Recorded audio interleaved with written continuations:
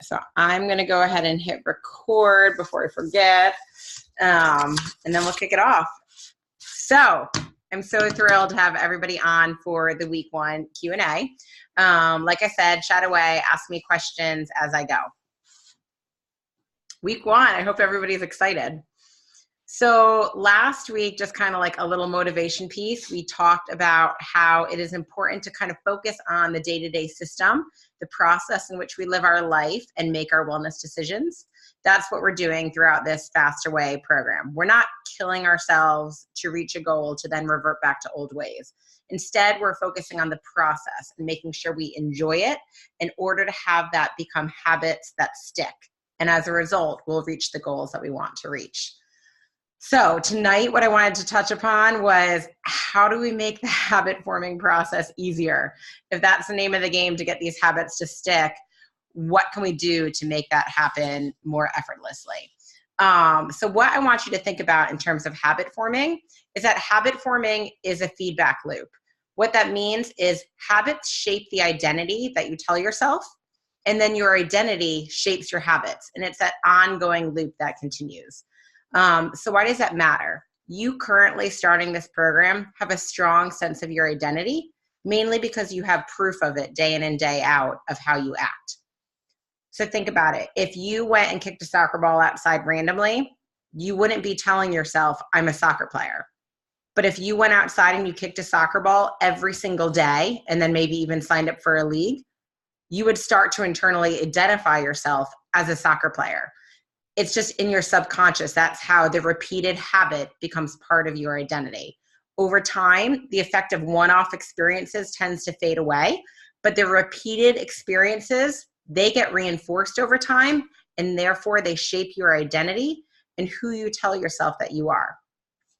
So as we go about this process, every action that you take is a vote for the type of person you're trying to become. So don't downplay that. Like every time you start a workout, tell yourself, I am an athlete.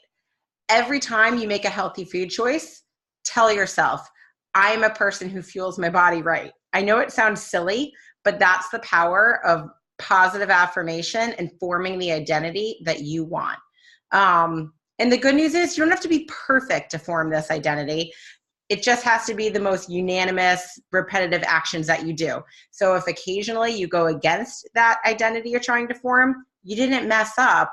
You just want the majority of your actions to support this identity you're going for. So what is the identity that you want? So when I started my wellness journey, sure, my goal was to lose weight, but the true identity was that I wanted to be a fit, healthy person who was full of energy and just happy with my body. It was, at the end of the day, it was not a number on the scale that was going to determine if I was happy or not. That wasn't the identity I was going for, a number on the scale. It really was being fit, healthy, full of energy, and happy with my body. That was the identity that I wanted. So once I had a handle and understood the person I wanted to be, I then could use that as a guide to shape my choices day in and day out. I could ask myself when trying to make a choice, what would a healthy person do? And then I could follow through and make the choice of what a healthy person would do.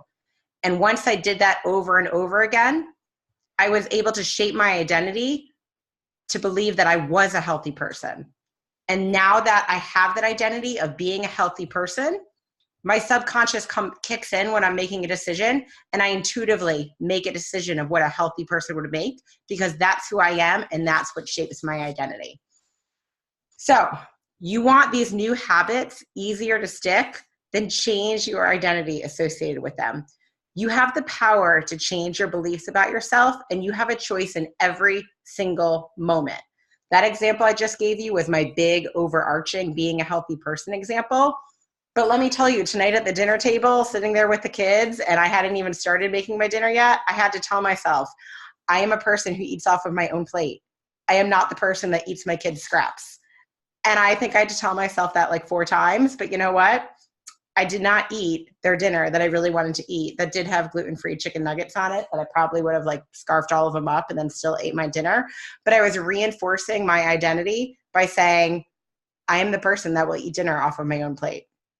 And that's kind of like a positive example. And there are other little examples too. They go the other way. I have a gum addiction. So when I reach for that second and third piece of gum in a row, I'm telling myself I have a gum addiction. So I am fueling that not so positive, almost negative identity by telling myself that every time I go for that extra piece of gum. So I know at some point that's something I'll work on, but we can only do so much at a time. But that's an example of how you're feeding your addiction. So if you're telling yourself, I'm addicted to cookies, well, guess what? You're going to be addicted to cookies. So you have to change the identity and the way that you think about yourself and use that positive affirmations to form new habits, stick with them, and then change your identity. And once you believe that new identity, then subconsciously sticking with it and making those choices will become easier. So after this call, give yourself 2 minutes, just 2 minutes, hit end when we're done, and be like, what is the identity you're going for? What can you ask yourself day in and day out to make your choices easier to make, easier to stick to, such that your habits form and you become that identity? It can be as simple as, what would a healthy person do? Because I want to be healthy. If you can't think of anything. But you know if there's something specific to you that you want your identity to be, and you can make that happen. So you want these new habits, you want them to stick, change your identity, change the inner dialogue that you tell yourself, and you'll get that identity. And then as a result, your goals will be achieved effortlessly once you're able to stick to these new habits and have that new identity. So that's kind of the takeaway that I want you to have about how really you can make this happen and believe in yourself to make it happen. So that's what I want for you. Okay, so that's my motivation piece for the week. How is prep week? I know it's information overload that first week, having to go over the program, get comfortable with the food cycles, learn how to log and track your food on MyFitnessPal, figure out what macros even are. I know it's a lot, so don't feel overwhelmed this first week as we go through the food cycles, especially because it started today on a low carb day, and that's probably one of the harder food cycles to get the hang of, to understand what you can and can't eat on a low carb day. I already was so excited to see some of you posting your macro charts today, and you're doing phenomenal on your first low carb day. I love it. So the food cycles will repeat every week. Those low carb days on Monday, Tuesday, and the regular macro, low macro days, Wednesday through Sunday. So you will get the hang of it and you will appreciate the variety. So stick with it. And if anybody found it cumbersome to start to log in MyFitnessPal, I promise it gets easier over time. So just take the time now to play around with it, figure out how to load in recipes that may be your go-to recipes when you make them, because they're saved. You can pull on them later. There's a scan function. Hopefully everybody saw that scan function where you can just scan barcodes on your food and get that in there as well. And so if you have any questions about MyFitnessPal, please let me know. I personally use a food scale. For a while, I was not going to use a food scale. It sounded neurotic. I was not going to be a person that was tracking my food down to the gram or ounce.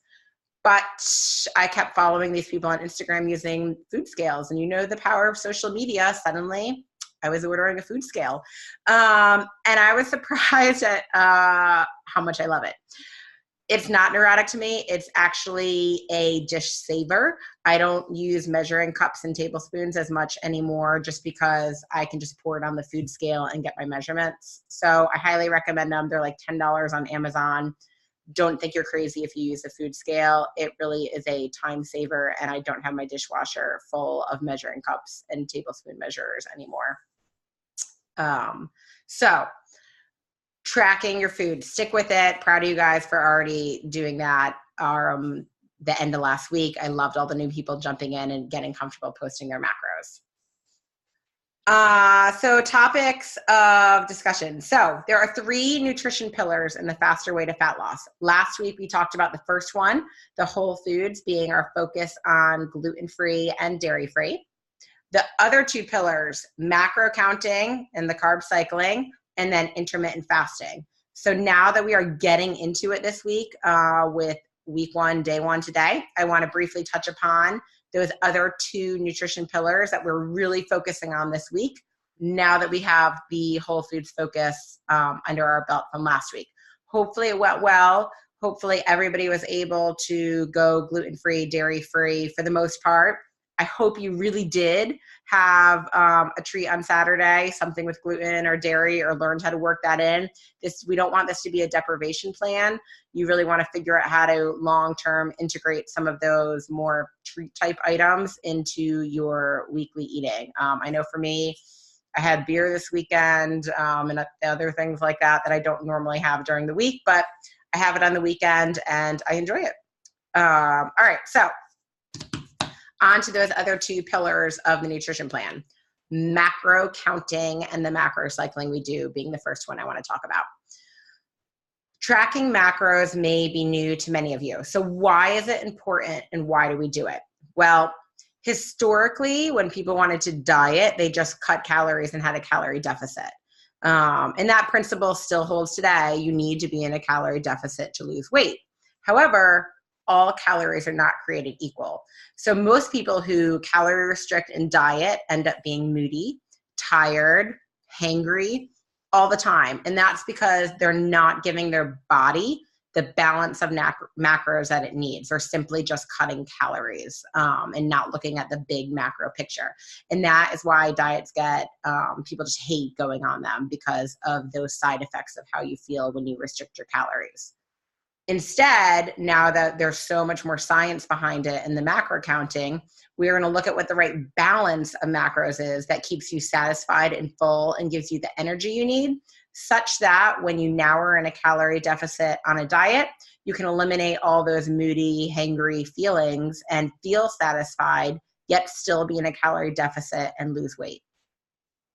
So there are 4 macros, 3 of which I can see on your macro pie charts. So we'll get to that hidden 4th one. So the 3 that we're focused on the pie charts are your carbs, your protein, and your fat, as you've been tracking. So carbs are needed for energy, and carbs get a bad reputation because there are these simple carbs, and those are the carbs that have the bad reputation. They break down into glucose quickly, and they are the ones that we are avoiding in this program. So your refined sugars, that's what we're avoiding. The complex carbs are your good carbs, your healthy carbs. They're wrapped in fiber, which makes them more difficult to break down.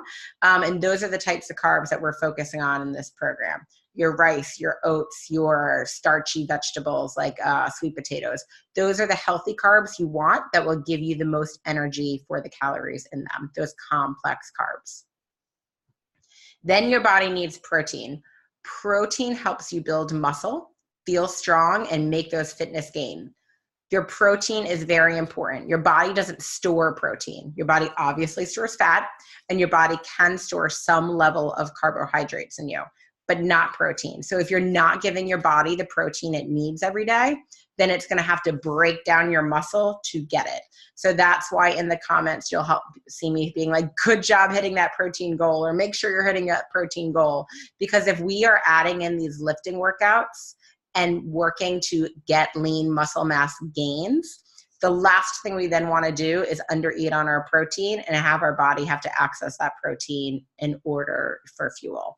So hitting your protein grams every day is very important. And then the 3rd macro is fat. And fat enables hormone production and cell development and growth, and it helps you feel full and satisfied. So that's why fat is important too. It also can be used as a second source of energy when we can teach our bodies to burn fat. That is the rationale behind the carb cycling and having those 2 low carb days back to back. When we're depleting our body of all the carbs or the glycogen it can store, we are going to force it to learn how to use fat for fuel. And so that's what we want to do to access those fat stores on our body. That will accelerate the fat loss process. And that is what we're going for in the program.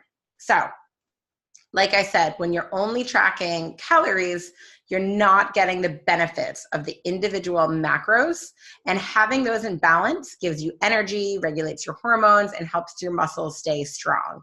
So that is the whole science behind macro counting and having it in that right balance.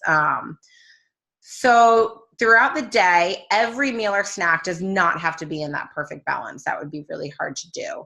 However, you want them to be kind of in the ballpark because, like I talked about, you need that fat to feel full. Your body needs the protein to run and the carbs for energy on your regular macro days. So you want them to be close, but we don't need to be psychotic about having them perfect.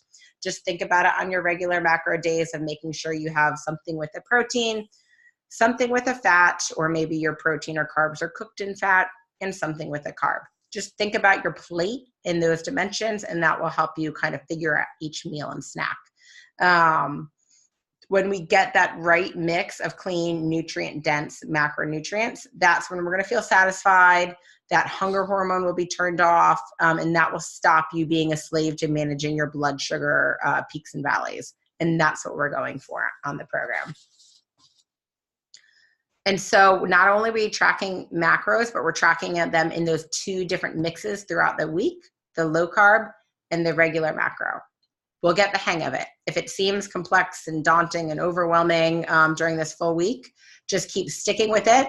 Look at, I think it was like 2 days ago maybe, I had a low macro versus regular macro guide. Print that out, put it on your refrigerator, and make sure you're focusing in the right categories on the right days.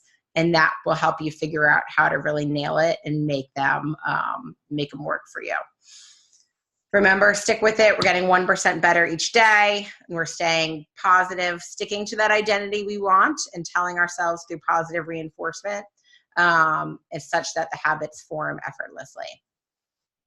Lastly, on the macros, you probably might have seen macro counting is just trending. So I talked about kind of the basics behind it, but why track macros? What, like outside of weight loss, outside of the benefits of feeling satisfied and gaining energy, what other benefits are out there?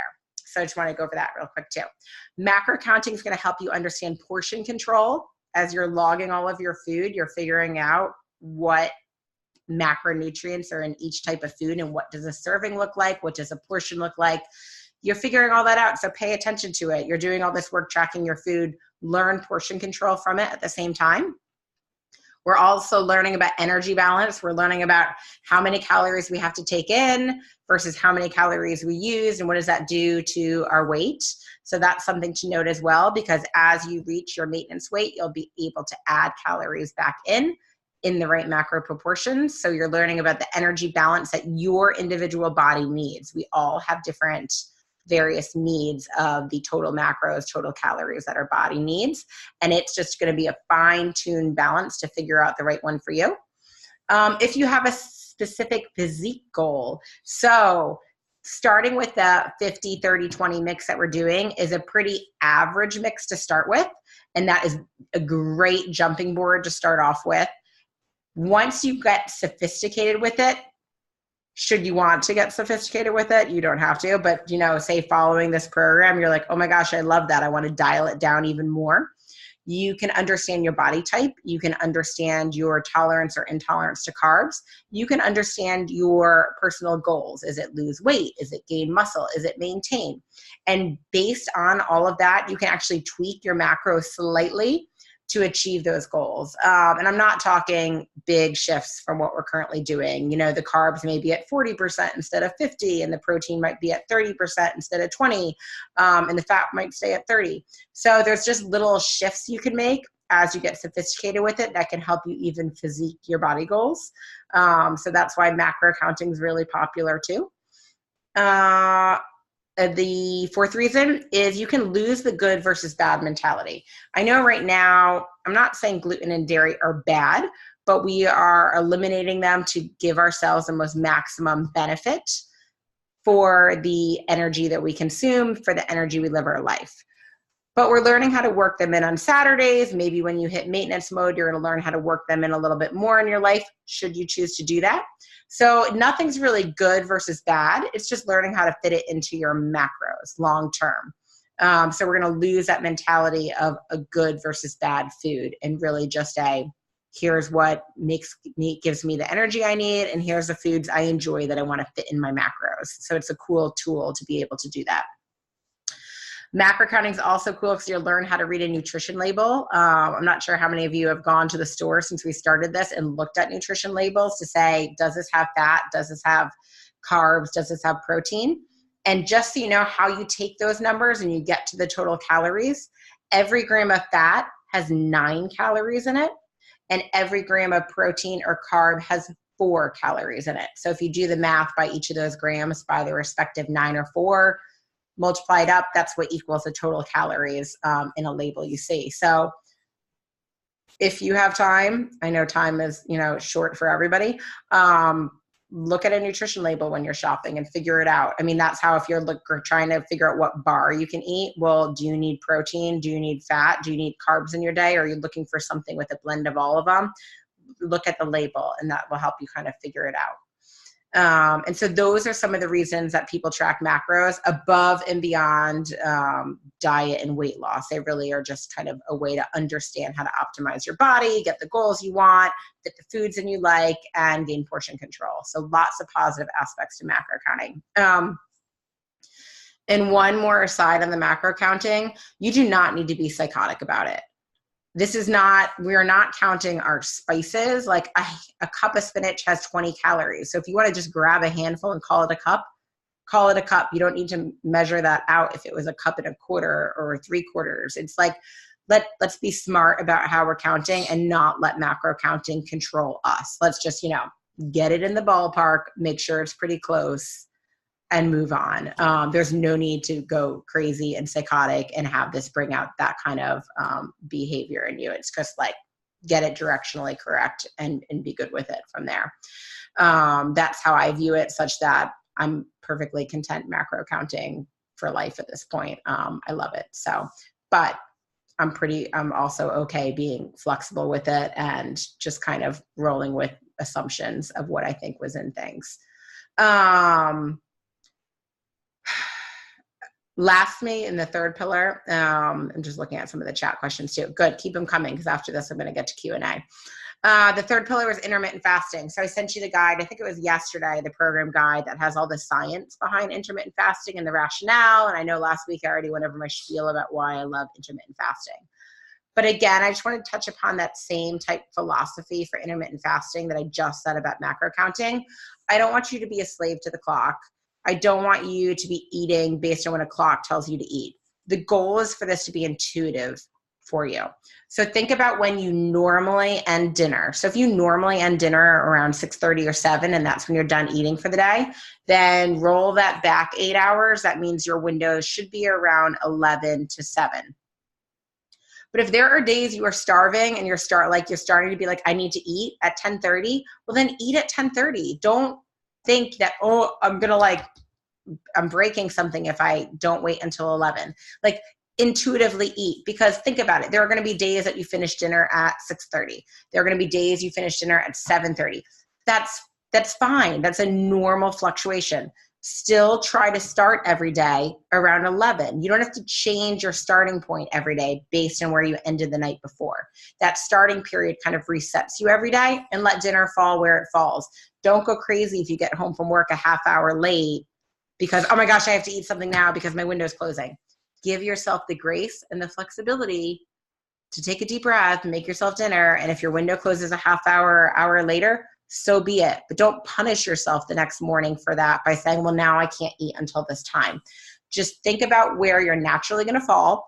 Think about where your natural 8-hour window is, and do your best every day to start around that time and end around that time, and give yourself the grace and flexibility to be plus or minus a little bit on either end. On average, you will fall into your natural window. But I don't want you to be feeling faint or hungry. Maybe you didn't eat enough the day before. If you don't fit in all of your calories, you might be hungrier the next day. So listen to your body, have it be intuitive. I want intermittent fasting to work for you and to stick. And I'm so proud of you who jumped in and were trying it last week, all the new people. Chat me up. Let me know. How's it going? I really want to know. Usually people say it goes great, but if it's not, tell me. Let me know. Let's work through it together. That's what I'm here for on the intermittent fasting. So that was kind of the follow-up on the other 2 pillars we're implementing this week. So that means now we're on week 1. We're on day 1. You guys are all doing awesome on low carb day. I love it. And those are the 3 nutrition pillars now. We focused on the whole foods, gluten-free, dairy-free last week. We're adding in the macro counting, carb cycling, logging all of our food, plus the intermittent fasting this week. So we're getting it all in. And I love all the people that are adding in the workouts as well and keeping me posted when you post your macro saying you did it. I love it. It makes me smile. It's awesome. So if you have any workout questions or things of that nature, let me know there. We can talk about that at another time, but really I wanted to get us all up to speed on the nutrition. We've now covered all 3 pillars. We're implementing them all this week. Again, progress over perfection. Just make the best choices you can every day and work toward that person you want to be. Don't undermine the power of positive affirmations. Again, think about who you want to be and tell yourself that every day as much as it takes. I'm not kidding. I had to tell myself 4 or 5 times at dinner, I eat off of my own plate. And I had to do that to not like mindlessly snack on my kids' food as I sat there with them and watched them eat. But the power of positive affirmation works, and it helps you commit to the habits you're trying to form, which in form will then shape your identity and make those habits stick, which will get you the goals you want. And that's what we're doing. So, okay, that was my spiel. Thanks for listening to me. And then some questions, if people have questions. I know outside of gum, what's your go-to snack when hunger hits in the afternoon? Okay, so in the afternoon, I tend, and you'll find the normal eating patterns for your body. I tend to eat kind of 3 times a day, usually lunch, snack, and dinner. I'm just a person that loves to eat, so I could graze all day in between. So gum is kind of like my, you're done eating until that next second or third meal signal to my brain. So what I try to do instead is when I'm making my meal, sometimes I'll make a cup of tea so that when I'm done eating, the tea is ready to drink, and then that can be my signal instead that I'm done. Get out a glass of water with lemon. Like I have to move on to something after I eat to shut down the eating. I'm just a person that could eat all day. But in terms of actual food, if you legitimately are hungry, well, maybe you need to eat. It's fine to eat. We're using all of our macros here. But if you are like me and just need to chew on something, hence the gum,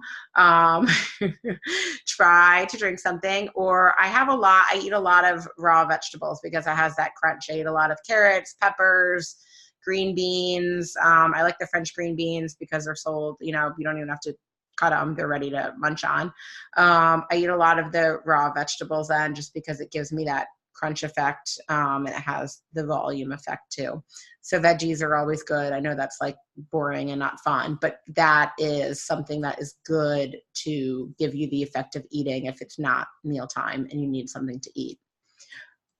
Or gum. I have gum. I know I have to cut it out, but one thing at a time, right?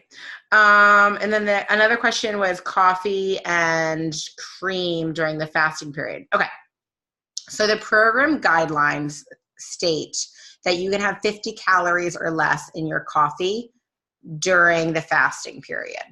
I personally believe that 50 calories is a good mark, but I have it be fat. So I and I only do it on the weekends now. I know John does it every day and had phenomenal results. He puts a tablespoon of heavy cream in his coffee.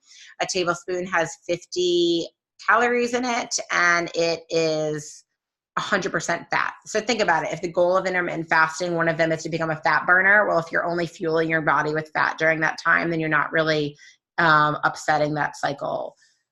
If you were to give your body, even though fake sugar, like even if it's the good sugar, like stevia, anything that's that sweetness though, it can trick your blood sugar into going. And that there's nothing necessarily wrong with that, but it might make you feel hungrier before your fasting period's up because your blood sugar is now working and saying, feed me, give me more sugar. So I would watch the sweeteners. If it works for you, great. But I would just be mindful of that too. Because that could be impacting your ability to hold over in your fasting period. So again, program guidelines state up to 50 calories. I recommend you sticking to something that is made up primarily of fat. If it has a little bit of protein in it too, fine, but I would stay away from the carbs, and the and any amounts of the fake sweeteners that might get your blood sugar going. Any other questions, guys? I mean, anything at all about logging food or the workouts, anything? Anybody struggle on low carb day to day and not know? Are we all kind of good? Because I might just end the call if we're all good from there. But I am so proud of how well everybody is jumping in with week 1, day 1. I was so excited when I saw a lot of the new people jumping in last week, posting your macros. Keep up the good work. Again, during the next 6 weeks, this is really when you're getting the education of what macros are in your food, how does it fuel your body, how can you hit them every day. Let me know what you need ideas on of what to eat. Seriously, that low carb versus regular macro guide I posted a few days ago, print that out and put it on your fridge. That really will help you think about it in the categories of food to eat. And just keep up the great work, guys. You're doing awesome. And I can't wait to see how week 1 goes for you guys. But again, any questions, post them to the Facebook group like you've been doing. If you have the question, it's most likely other people do as well. And we will check in on Facebook tomorrow. Have a good one, everybody.